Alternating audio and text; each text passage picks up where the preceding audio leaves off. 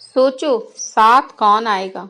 बहुत समय पहले की बात है। एक राजा की 4 पत्नियां थी। वह अपनी चौथी पत्नी से बहुत प्यार करता था और उसकी खूब देखभाल करता। वह उसको सबसे श्रेष्ठ मानता और उसे हमेशा खुश रखता। वह अपनी तीसरी पत्नी से भी प्यार करता था और हमेशा उसे अपने मित्रों को दिखाना चाहता था। हालांकि उसे हमेशा डर रहता था कि वह कभी भी किसी दूसरे इंसान के साथ भाग सकती है। वह अपनी दूसरी पत्नी से भी प्यार करता था। जब भी उसे कोई परेशानी आती तो वह अपनी दूसरे नंबर की पत्नी के पास जाता और वो उसकी समस्या सुलझा देती। वह अपनी पहली पत्नी से भी प्यार करता था, जबकि पत्नी उससे बहुत गहरा प्यार करती थी और उसकी खूब देखभाल करती।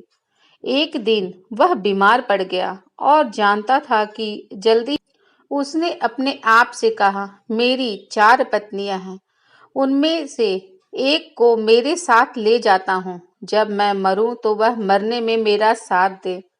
तब उसने चौथी पत्नी से अपने साथ आने को कहा तो वह बोली, नहीं, ऐसा तो हो ही नहीं सकता, और चली गई।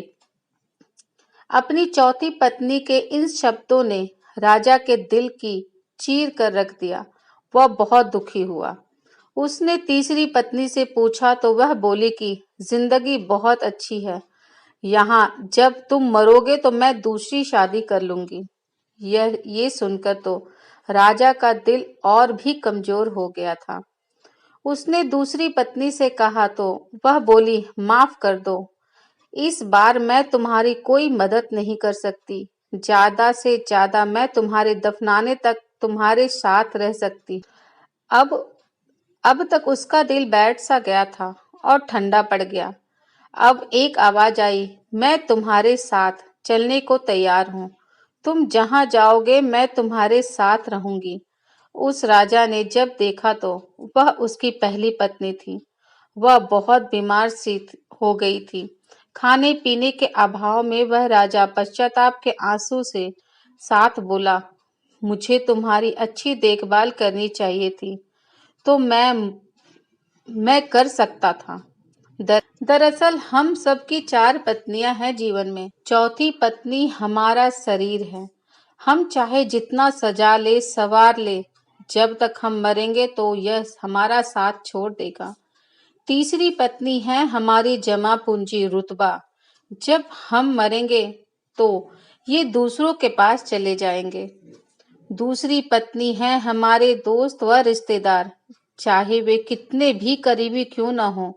हमारे जीवन काल में मरने के बाद हद से हद वे हमारे अंतिम संस्कार तक साथ देता है। हमारी पहली पत्नी हमारी आत्मा है, जो सांसारिक मोह माया में हमेशा उपेक्षित रहती है।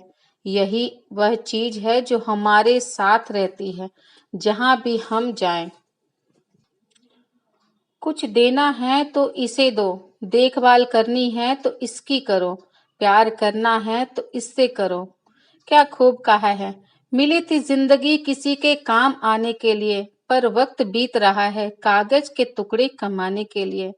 क्या करोगे इतना पैसा कमाकर? न कफन में जेब है, न कब्र में आलमारी, और ये मौत के फरिश्ते तो रिश्वत भी नहीं लेते। अगर मेरी ये छोटी छोटी इंस्पिरेशनल स्टोरीज अच्छी लगी हो तो प्लीज मेरे चैनल को सब्सक्राइब करना ना भूलें।